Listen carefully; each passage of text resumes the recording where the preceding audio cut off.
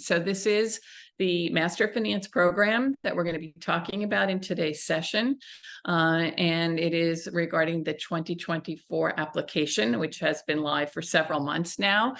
We hope that any of you who are interested in applying, this would be for enrollment in the summer of 2024, which is when the MFIn program gets started. And for next year, it's actually July 1st is the first day. So it is a fully in-person residential program. And we are, again, super excited to share some important information to help you as you navigate the application, all the components that we ask for. So I will give you a brief program overview and a look at the class profile. It's sort of a snapshot, if you will, of the current class. The information that I'm going to be sharing with you today is information that is available on our website, but we are recording this session and we will share it as well on our website. Admissions criteria. So what are some of the things that we're looking for that are going to be important for you to be able to share with us in your application materials? And then the application process itself. So the requirements, each of the components that we ask for, some tips that we can give you on how to have the strongest application possible, and then important dates. And at the end, as I said, we'll leave some questions that we can answer live. Hopefully, these are questions that'll be of interest to everyone here and general population. But admissions is here to help you. So I hope you will take advantage of the fact that we are here. We've got lots of us available to answer your questions. And again, we really want to help you because we realize that there's a lot that goes into the application and the components, and you want it to be as strong as possible. So, excuse me, when we talk about the Master of Finance program, it is a deeply rigorous program.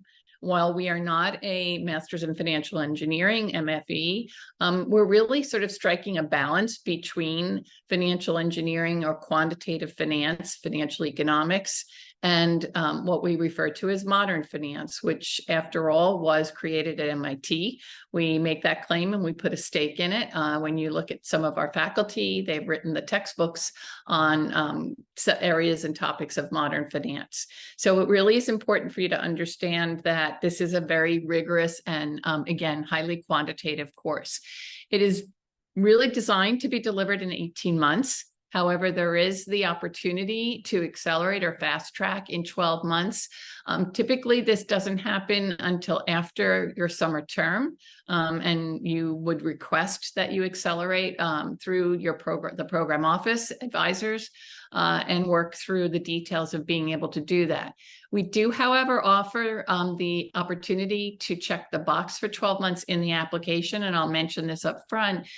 It's really that 12-month option up front is really for individuals who already have full-time work experience.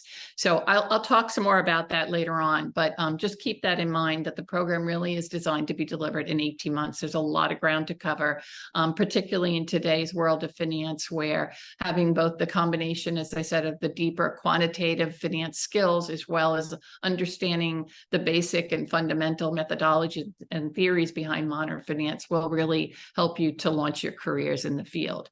And as an early professional program, we do offer, though, our students the opportunity to do some what we call experiential learning. So we have something called the Finance Lab, which happens in the month of January when there are no classes, and students get to be part of a project team working with the company sponsor in the industry that has a high impact challenge that they would like some really smart MIT students to work on during that month.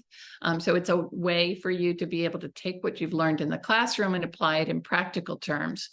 We also offer a flexible curriculum. So our MFIn students, beyond the core requirements, you have the ability to not only cross-register at Harvard's professional schools, but also throughout MIT, and then take some additional courses that you feel would best suit and really help you chart that path to your launching your career in finance. We also have extensive career resources, dedicated advisors, most of whom have actually worked in the industry, work one-on-one, as well as part of Career Core early on with our students. I will mention this up front because it comes up a lot. For anyone who's interested in potentially doing, for example, a summer internship, which is one of your options in the 18-month in investment banking in the United States in particular, the recruiting for that starts early. So our career advisors actually provide earlier online access to our admitted students. As part of the program, you can also major, we call it sort of a major, if you will, in a concentration. These are purely optional. You can only do one, but we have it in capital markets, corporate finance, financial engineering, and impact finance. And by doing one of these concentrations, it just provides you with those deeper skills in that particular functional area of finance, and also sends a strong signal to a potential employer that you have these additional skills. Our philosophy is that it's a 360 view of finance, and it prepares you again for launching your career. The courses are at the intersection of finance and data science. We'll talk again later on about some of the important relevant coursework that's going to help you, because a lot of what you'll be doing is around stochastic processes, optimization methods, Monte Carlo simulations, vector analyses. Many of the courses that we ask about in the application are really relevant to the kind of work that you're going to be doing as part of the MFIn program. And the advantage, as I mentioned, is the flexibility to take additional courses. Many of our students actually do take what we call course 6, which is part of computer science. So programming, data science, machine learning, and then course 14, which is on the economics, statistics, econometrics, and causal inference side of MIT. So really beyond finance, you have access to leading edge courses in data science and computing, and it's taught by world-renowned MIT faculty. I'm not going to spend a lot of time on this slide, but it just shows you the timeline. So it is a full schedule, as you can see. Whether you're in the 12 or the 18-month, the degree requirements are exactly the same.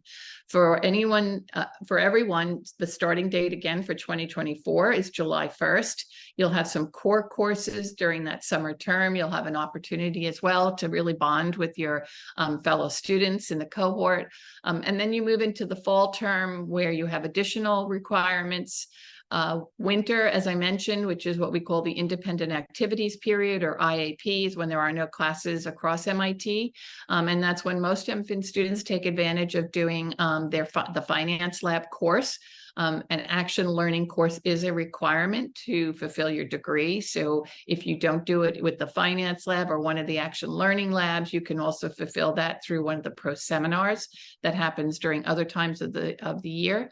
And then students come back after the break to complete their spring term. And then anyone who's in the 12-month is going to be graduating in June. Everyone else will go on to hopefully do an internship. It is optional, but again, the majority of our students take advantage of doing that. And our career office works very closely with students to help you navigate and identify a potential internship opportunity. And then the students in the 18-month come back for a second fall term. Again, some additional degree requirements, as well as any electives that you might be taking. We do have some students who want to take a master's thesis as part of the degree, and particularly if you are a prospect who is interested in going on and applying for the PhD, it'll be really important for you to be able to do the thesis as well. And then, as I mentioned, you finish up in that second fall term. So this is just a snapshot of the current class. We have 127 students. In any given year, we're looking at around 120 to 125 students. As you can see from this, in terms of on the left-hand side, the undergraduate majors, it's very wide-ranging, multiple disciplines. So we have students coming from the STEM degrees, as well as business majors, engineers, computer science, law students. So it's really, again, multiple disciplines that are coming into the program. It's not just that you have to have a finance degree. 89% of our students are actually international. So we have a really nice mix of students. And in this year's class, of the 127, there are 42 different countries represented. So a lot of diversity there. 31% women. We'd like to see that number more equally balanced between men and women. So we're always looking for women to enroll in the program. And then if you look at the numbers that are coming again with an undergraduate STEM degree, it's 80%. And I think another interesting fact here is when you look at the numbers of students who are coming directly from university, it's 86% of the current class, which sort of, again, speaks to the program being designed as an early or pre-professional one. And then you can just look at some of the academics. Again, these are numbers, it's a snapshot. We take a very holistic approach to the application and admissions process, but we want you to just get a sense of, what your fellow classmates might look like in any given year. So you're, I think, probably most interested, and I appreciate everyone who sent in advance questions. Hopefully a lot of these slides are going to address your questions. But what are we looking for? There's really three important buckets, if you will, in terms of how we look at potential students or prospective students to the program. Certainly the most obvious one is going to be your academic record, and we are mostly focused on your bachelor's or undergraduate degree.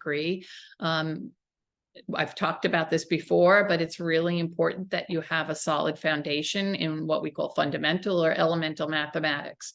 Courses like linear algebra, probability, statistics, multivariable calculus. It doesn't mean that you need to have every single one of these courses, but we do want to know that at some level you have some, again, knowledge in these areas, because it's really going to be important for you to be able to do some of the things I talked about earlier, whether it's, certain formulas, so stochastic processes, vector analyses. Having this foundation in mathematics is essential for you to be able to thrive in the MFIn program.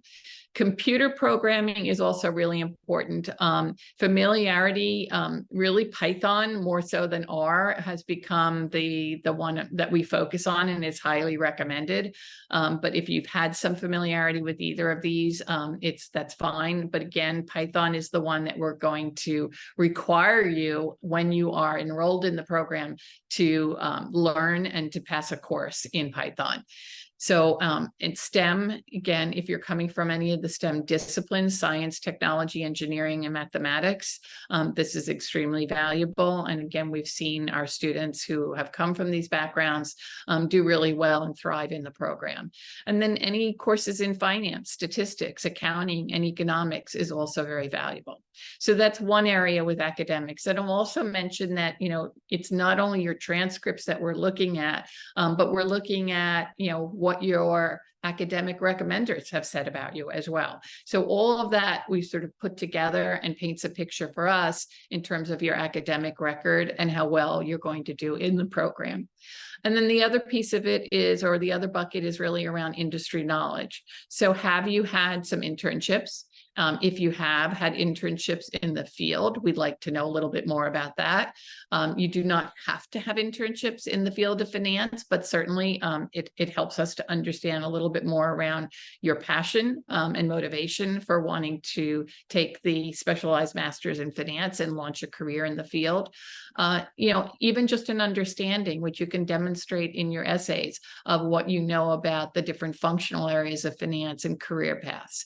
So ways that you can help us to understand your industry knowledge. It could also be research that you've done with faculty, or other research that you've done, or other activities on the job. If you're working full time, maybe you're already in the finance industry, or you're doing work that is related. So all those things pulled together will help us, again, to get a better understanding of your industry knowledge. And then last but not least, we want to know that you have really strong and excellent communication and interpersonal skills. Outstanding written and spoken English language proficiency is going to be important. Majority of our students are looking to spend some time either in a summer internship or full-time working in the United States. And that's going to be really critical and important as you begin to talk to potential employers. We also want to understand that you're someone who can work on a team, that you are, great at collaboration, being able to, be an active member as well of the MIT Sloan classroom, but also of the community. We've seen in many years now where MFIn students have really stepped up and participated in a lot of activities around the Sloan Senate, student council, officers of clubs. This is an integral part of your experience at MIT, and we want to know that you're the type of individual who's going to engage in the community. So when we put all this together, it's really about what you have done thus far that helps us to paint the picture of how well you're going to thrive in the MFIn program. So let's go over a little bit about the application checklist. So hopefully, again, majority of you who are interested in the 2024 application, these are all the requirements and components, and you've been able to take a look at it. We are asking for academic transcripts, a resume, short answer questions. There's 2 video questions, and I'll go into more detail in the upcoming slides on all of these components. 3 letters of recommendation, test scores, and these are optional essentially this year. So if you choose not to submit them, there's no negative inference. It's just one metric. It's part of the holistic approach we take to the admissions process. What I will say to you about the deadline is that we do absolutely nothing with your applications before the January 4th deadline. So let me repeat that. Nothing is going to happen to your application before January 4th. And so what does that mean for you? It means make sure all of the components have been, are in place. You've answered our questions. You've put as much into it as you needed to, and you feel that's as strong as possible. Make sure you've been able to reach your recommenders, that they're submitting their information on time. We will not do anything until after the deadline. So what happens after the deadline is we have an admissions committee. It's made up of professional staff in admissions as well as others. We do not include current students in this process, but we review applications, and then anyone who is going to move forward will actually be invited to interview. And the interviews typically take place the month of February for the most part, and will include a one-on-one. They're all going to be virtual on Zoom, one-on-one with a admissions professional. It's competency-based, lots of different questions around that, but there is also a second part to the interview process, which will include a quantitative assessment. In past years, it's been a little bit of math and a little bit of coding, primarily in Python, but anyone who is invited to move forward in the admissions process, once we get closer to that and you're invited to interview, we will provide additional details for you. Okay, so let's talk about the transcripts. We want you to scan and upload your transcripts from all colleges and universities you attended or are currently attending. If you are currently earning a degree, you're going to upload the most up-to-date transcript. And we totally understand that for many of you, because you are still in university or college, you may not have the full year's transcripts. That's fine. We will take what you have as of the deadline or when you submit your application. And then later on, we will confirm and verify all of the transcripts and your grades. We do review them very carefully, so please double check that what you've uploaded is legible. And some additional details. So all applicants to the program must hold either a 4-year undergraduate or bachelor's degree or a 3-year equivalent undergraduate degree from outside of the US by the time of matriculation.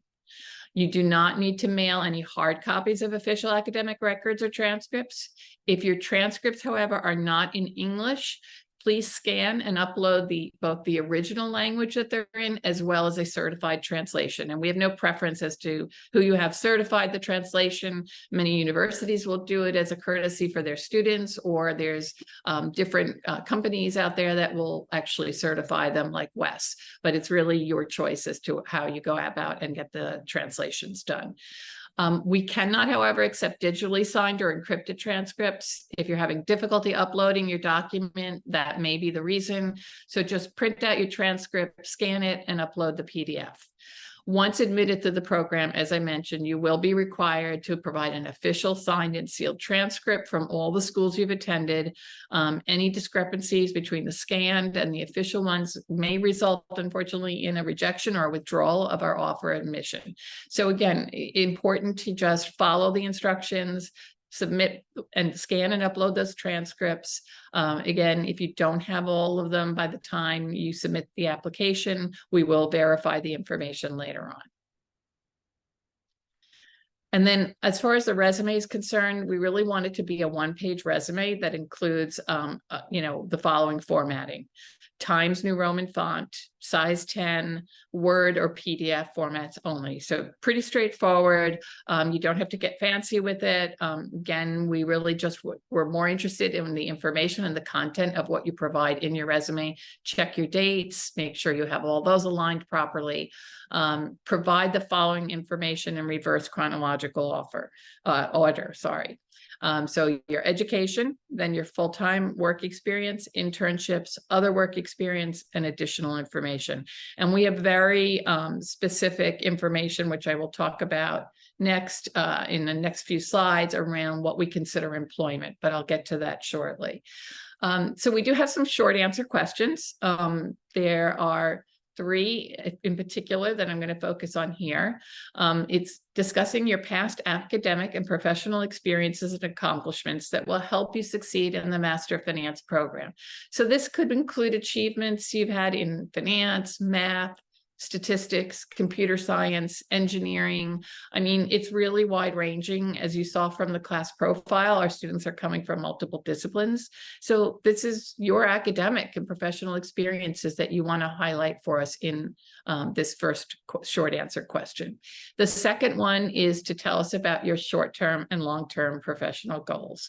We're interested in knowing, do you have a sense of, and again, this is non-binding. We are not going to hold you to what you tell us as part of your application essay, but certainly gives us a sense of, how you think the MFIn degree is going to help you to achieve your goals. So whether you know now what side of finance or functional area of finance you're most interested in is really valuable to us in understanding how we can, again, connect the dots to what you've told us about yourself and why you want to be part of the MFIn program.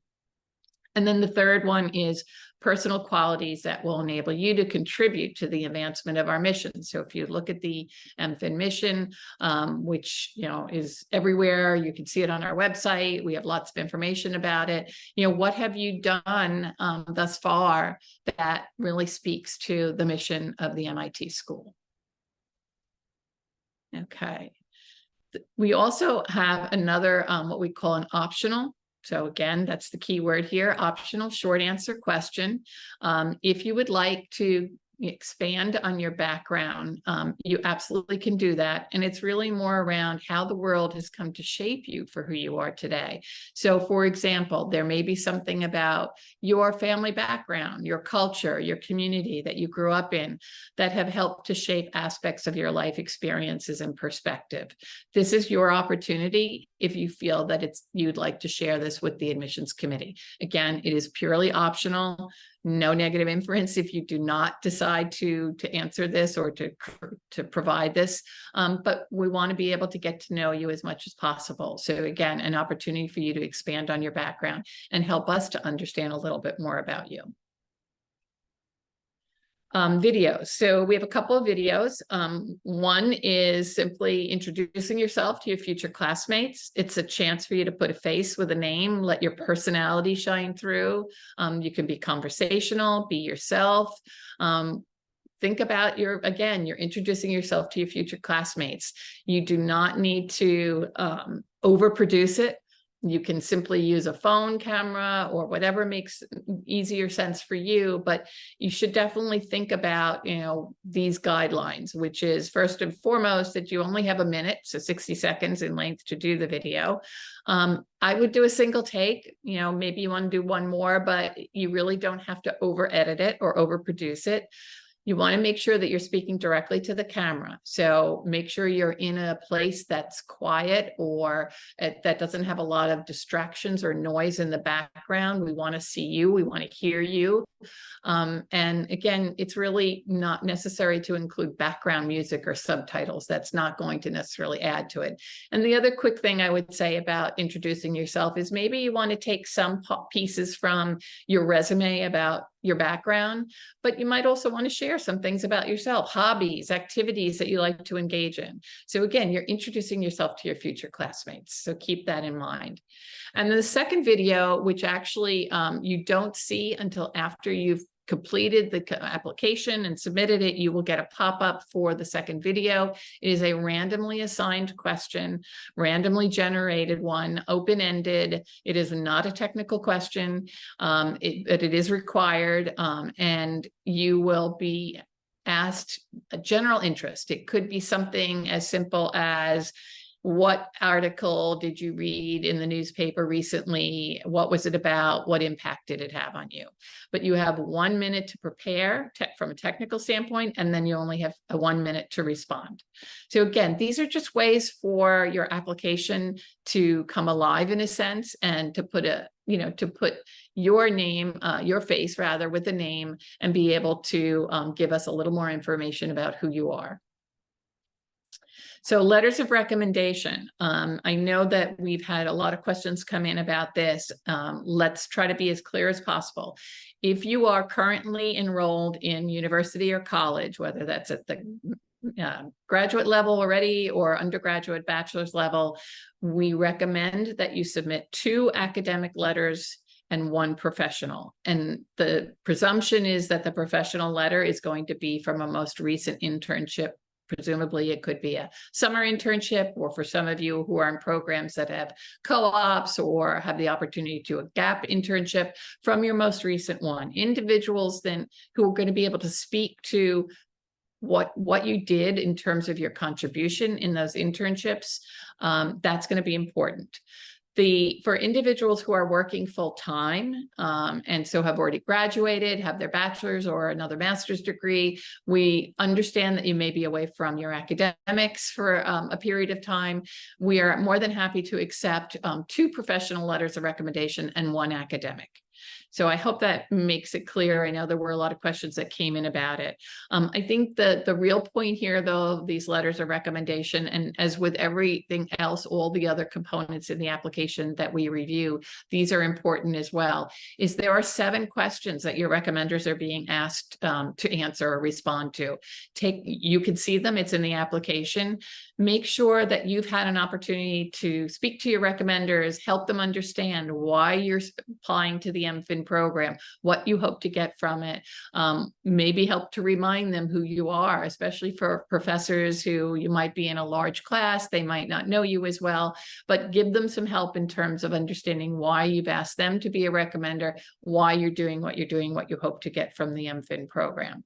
So I think it's important to get to them early. If you haven't already, you need to do that now for the January deadline. They're busy people.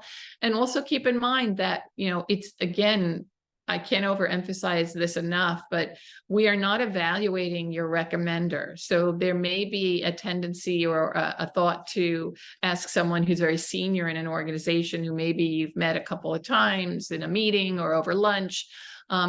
We're not evaluating the recommenders. We are evaluating what they say about you. So ask the individuals who really can speak to the contributions that you've made. Standardized tests, again, this year, if your current situation prevents you from being able to submit a test score, you absolutely do not need to do that. There's no negative inference at all. And we don't actually ask you, for the most part, to take the test at a later time. However, that may, in some cases, extend if there's a conditional acceptance.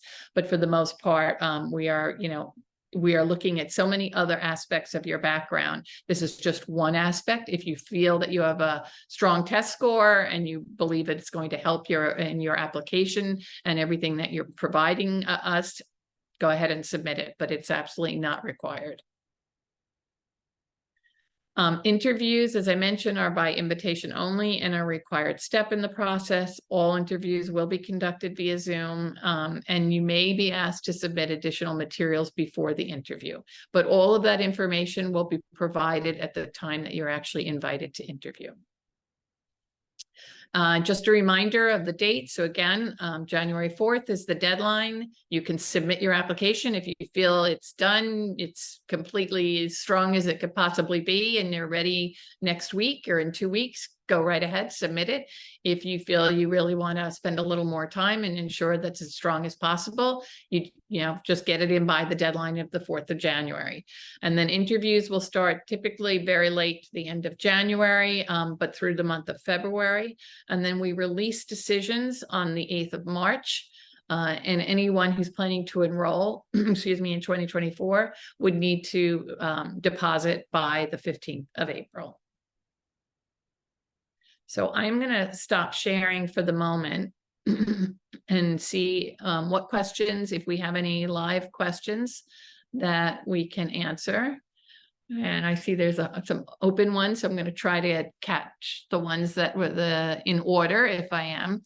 So one of the questions is wondering whether taking a year out after undergraduate graduation from the UK, MIT 2025 entry is looked down upon, and if not, is it looked down upon if you don't complete relevant work experience in the meantime? So it's a couple of questions built in there. Thank you for the question. So first and foremost, yeah, you absolutely. So if you already know now that you're not planning to enroll in the 2024 cycle or intake, we really encourage you to only apply in the year that you plan to enroll. That's sort of the standard.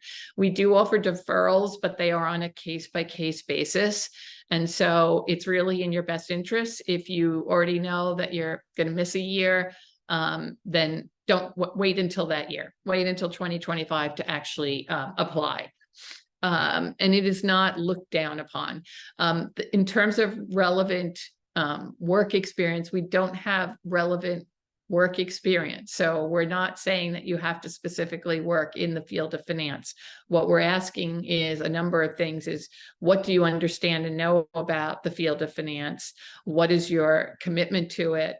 What are some of the things that you know about the different functional areas of finance that you might be interested in? So hopefully that answered that question. Next one is, what value will experienced finance professionals, if you have an MBA, gain from the program? So it's a great question. If you already have an MBA, the program really, the one thing that you want to keep in mind is that it is really geared for individuals who have not even perhaps had, beyond maybe a summer internship or some other internship, experience in the field of finance, with a few exceptions. So again, if you looked at the snapshot of the class, you know, the majority, 86%, are coming directly from university. The other remaining percentage are coming with 1, 2, maybe 3 years of full-time work experience. So I think what's important to keep in mind is some of the, depending on what side of industry you've already been working in, if it hasn't been in finance, this is not necessarily a program that's geared towards career changers. We certainly have other programs where you can focus more on building some finance skills, or other skills that are going to help you in advancing your career. But I would say, in terms of the program, it's also the graduates. If you look at our employment statistics, most of the employment is at more of those, you know, early career analysts, senior analysts, with some exceptions, associate level jobs.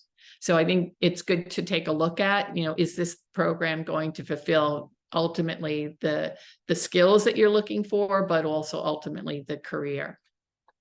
What are the topics I need to prepare for the technical round, and at what level? So great question.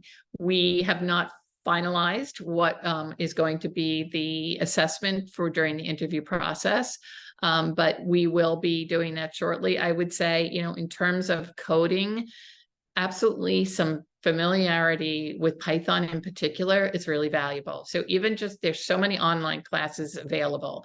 It's well worth your effort to just take a look at them and get some familiarity. I would say that's one piece of it on the programming side. On the mathematics, again, it's, some of it'll be a little probability, maybe some calculus, maybe some statistics. It really varies year over year. But just, again, we're talking about at the fundamental elemental levels. Let's see. If we have Diane. Oh, sorry, go ahead. Sorry, Diane, I was just going to say one of the common themes that I was seeing throughout the Q&A was on summer internships. And I know there are quite a few folks on here that have summer internships through the end of the summer through August. And I've been going back and forth with a few more, but maybe you could just shed some light on when do they need to be here? When do internships need to be over? What does that look like? Is there a negotiation there? No, it's all great questions, and we get these every year. So, again, I go back to the philosophy behind the MFIn program. It's really important that we provide our students, you're launching your careers in finance. So we need to give you all the skills that you need. And in today's world of finance, quantitative skills, as well as, again, understanding how markets behave. So modern finance are really important skills for you to know.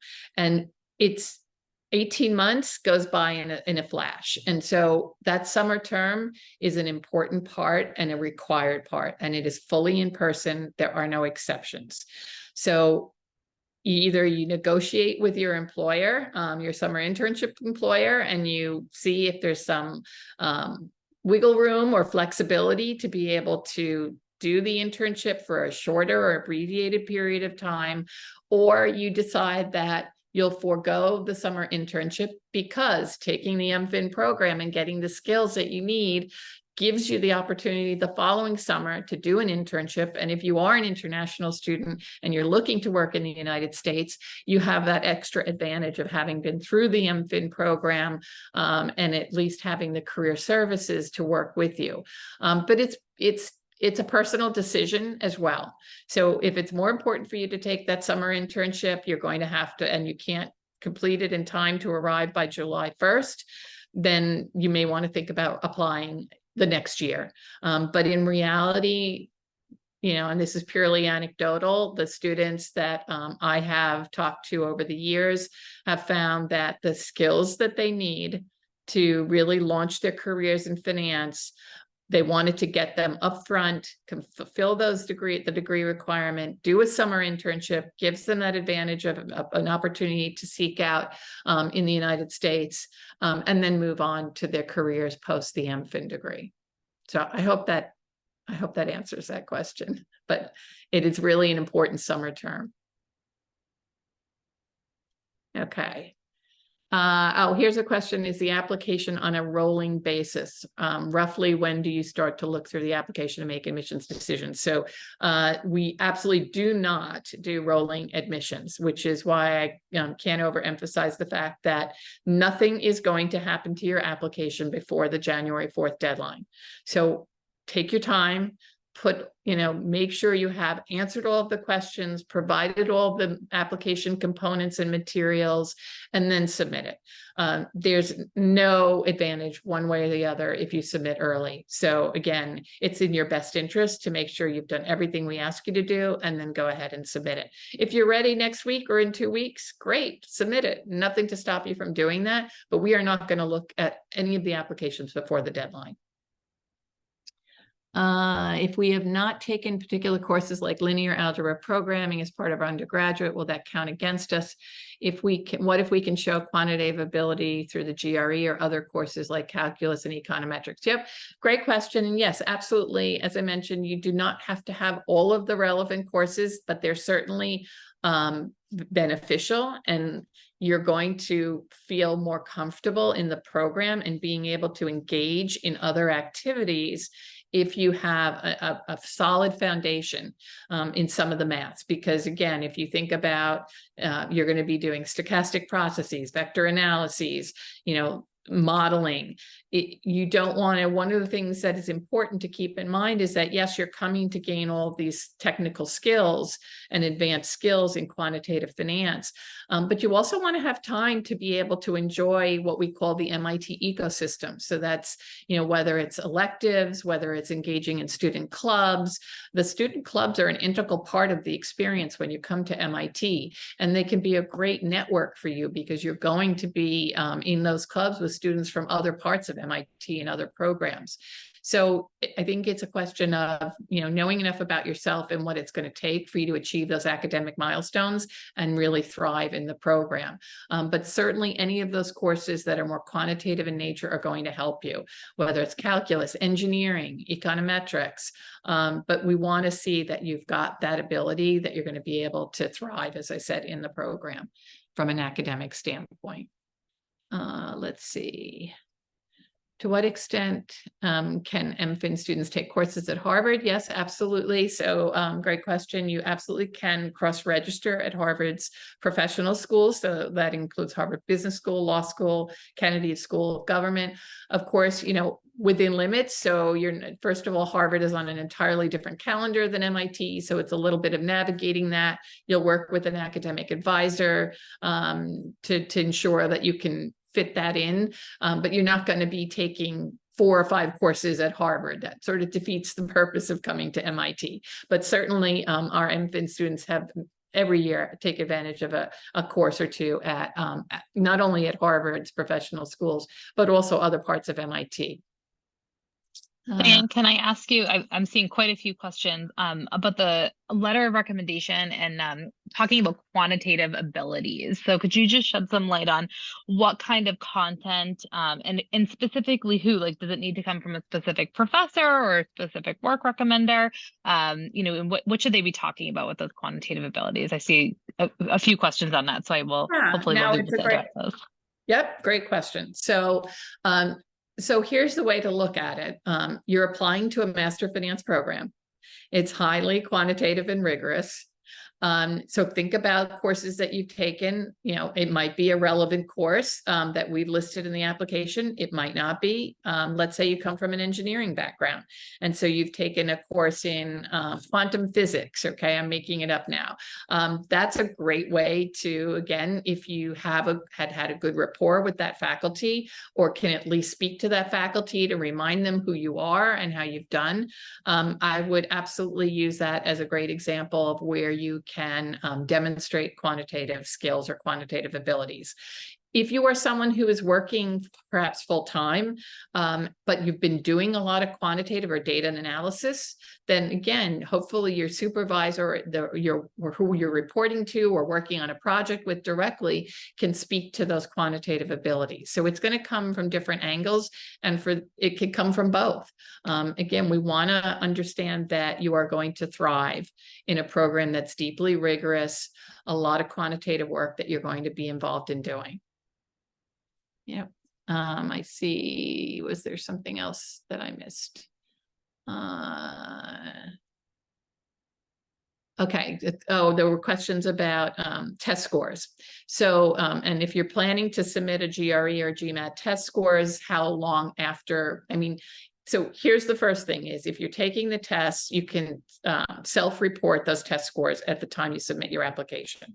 So by the deadline, just self-report them, because we are going to verify all of the information later on. However, within a week, let's just say you're taking the test on January 5th or 6th, you could write to us and say, I just took the test, here's my self-reported scores, and send that to the MFIN admissions general email, and we'll include that. But we can't guarantee that, if you take it weeks later, we're not going to be able to include that as part of your application review. Okay, what else? Any other general themes here on the application? Covered a lot of it. Perhaps maybe I can just reiterate this to everyone on the call. In terms of letters of recommendation, we do have really specific instructions. If you're a current student, who those letters should be coming from, and if you're a full-time employee, who those letters should be coming from. I definitely don't encourage you to deviate from those instructions. That is what we're looking for. So to the extent you're thinking about that, I know were a few questions, Diana, about folks that are employed full-time currently, and whether or not, if they just started that job, could they get a recommendation letter from, a prior supervisor in an internship or a prior employer, just because they're newer at their job. What do you think about that? Yeah, no, we do understand that. We may, however, at some point in the admissions process, come back to you and ask, let's say if you're admitted to the program or you're in the interview stages, we may come back and ask you if we can, go back to an immediate or a supervisor that you're working with. So we also understand in some cases, if you just started a job, that you may not want to let that employer know that you're actually planning to leave in a year to, enroll in graduate school. So yes, absolutely. You might want to also just add a note somewhere in one of your essays that that's part of the reason that you've selected that recommender. Yeah. I think I see a question about the relevant coursework. So if I took multivariable calculus and linear algebra as an online course outside of the university, is it judged differently? Absolutely not. I mean, again, we want to understand what you know in elemental mathematics. How you've learned it is fine. If you've taken an online course, it doesn't, or it's not part of your, undergraduate degree, that's absolutely fine.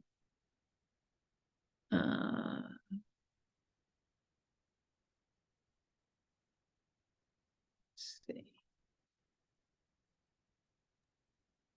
Maybe any advice for, answering 3 short answer questions in the videos and being able to be concise but thorough? Yeah, great question. So you're not going to like my answer. It's just answer the question or questions, provide the information that, think about it. What would you want the admissions committee to know in response to those questions? What do you think is going to be valuable and important? It's your background. It's what you've done. So you can't make it up. It's who you are. And so we want to understand that better. We want to get a sense of, as I said, especially, when we ask the question about what you're hoping to do or get from the MFIn program, it's non-binding. We're not going to say that you told us you wanted to work on sell-side finance, and then when you get to the program, you change your mind. That's okay. But we want to know, what have you done to demonstrate your commitment to the field of finance? And so there may be lots of different ways and that you can explain that to us. So again, I think it's more just answer the questions. Again, be concise, but think about what is it that the admissions committee, what do you think would be important or beneficial for the admissions committee to know about you? I did see a question here, Diane. Someone's asking if they applied before, could we review their application and give them, feedback? And then can we use any of the information from that old application? Yeah, no, it's a great question. So we have reapplicants every year. And what we're looking for is for you to tell us in this current application what you've been doing since you last applied. So that's really what's most important to us is we don't, just as a policy, provide feedback. We really just want to see and understand, so what has changed since you last applied. Maybe you graduated already and you've been doing some work, or maybe you were still, you were doing other things, you had an internship, took some more courses, anything, again, that would help us to get a better sense of how you've strengthened your background. And again, the commitment to the field of finance. Awesome. Yeah. What about folks that took a gap year? Any implications or positives? Yeah, no, yep, great question. And we actually every year, again, have a number of applicants who do just that. Some of it may be because their universities that they're attending actually require them to do a either 6-month, 3-month, full year gap working in an industry, that is absolutely totally acceptable. And again, it's another way that we see that you are making a contribution. So what was your contribution having worked in a more formal environment, a work environment or professional environment? Because it also speaks to how are you going to engage in the community when you come to MIT. That is an important aspect of what we look at in all of our applicants.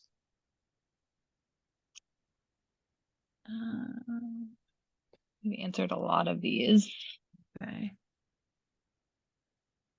And I'll remind everyone too that I know we have done many sessions more related to the program. If we have recordings on our website, our YouTube channel, definitely encourage you to go back and take a look at some of those. Look at some of the videos that we have or testimonials on our website of current students. They can really speak to the experience as well. Because in addition to obviously, you know, all the application components and tips that we've been giving you today, you want to make sure, you know, this program sort of fits your professional goals and how you want to launch your career in the field of finance, because it is very rigorous and it is intensive. And so you want to be able to take a look at all of that and say, okay, this is a place where I could see myself. This is where I'm going to thrive. A couple questions just came in on transcripts. I'm happy to take them. So Sure. with regards to where you upload your academic transcripts, so anywhere that you have degree coursework, you'll upload those unofficial transcripts to the academic transcripts section of the application. It is okay for it to be unofficial at this point. So if you have not finished your studies, just send us your most recent unofficial transcript. And then at the time, if you're admitted and then you're going to matriculate, we go through a verification process and you'll send your official transcript at that point. For those of you that have taken non-degree coursework, any coursework outside of your university, you can upload those transcripts to the non-degree section of the application, and we'll be able to see that there. Okay, so let's see. I see a question about internships or numbers of months. If we are recent undergraduate and we do not have 15 months worth of internships, so we have 9 to 10 months as a drawback. So again, that class profile that we showed you is a snapshot. It doesn't mean that everybody, it's sort of the average number and includes of work experience that includes internships. So keep in mind, again, we have a percentage of our student population that are already coming with full-time work experience, about 1 to 3 years. There's no sort of cutoff number in terms of your internship experience. We just want to get a sense, again, you know, what have you been doing, whether it's during your summers in between, you know, your college years, or if it's something that you've been doing post-college, you know, anything that will help us to, again, understand your commitment to the field of finance or your commitment to an experience working in industry in general. Let's see. Diane, you talked a little bit about the 12-month versus 18-month option.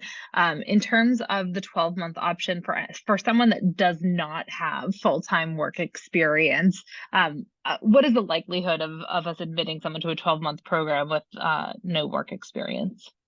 Yeah, so I think the best way to look at this is what are you looking to accomplish as part of enrolling in the program? Again, it goes back to what I said earlier. If you're coming from university and graduating from the MFIn degree, for most of our students, you know, more than 85% in the current class of 127 are going to be looking for full-time jobs for the first time. So it really is in your best interest to think about two things. One is if you are an international student who's never actually had an internship or worked in the United States, but that's where you see yourself. And if you think of the financial markets and the hub cities, it's for most of our students, they're looking at New York, Boston, maybe Chicago. If you want that opportunity, the 18-month is going to give you that extra advantage with the summer internship.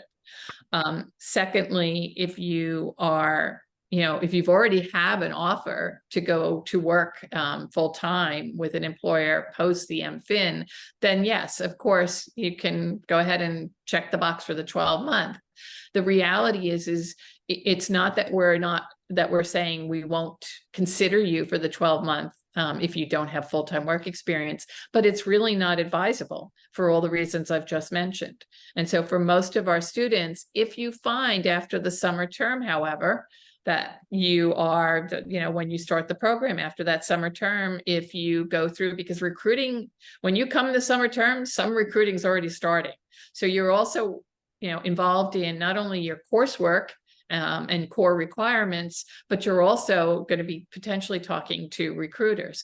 So if that's the case, you want to think about, does it really make sense for me to continue on in the 18-month? And that's when you can essentially speak to the program office and see whether there's an opportunity to accelerate to the 12 months.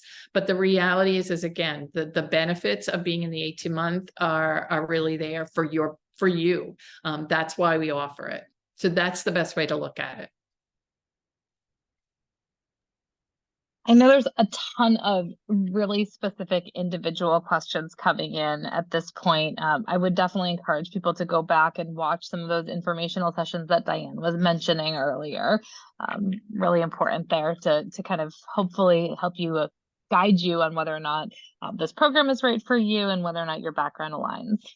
Yes, thank you. And I know we are running out of time. So what I will say is, again, look at not only what Alexis and I have just mentioned, we also have employment reports are readily available and I think really valuable to take a look at where our graduates land. They're very detailed down to city, function, titles, companies. It's all there for you to take a look at so you can get a better sense of, again, the value add for you in terms of, this is an investment of your time and resources to come to the MFIN program. So you really want to make sure it's going to meet your goals.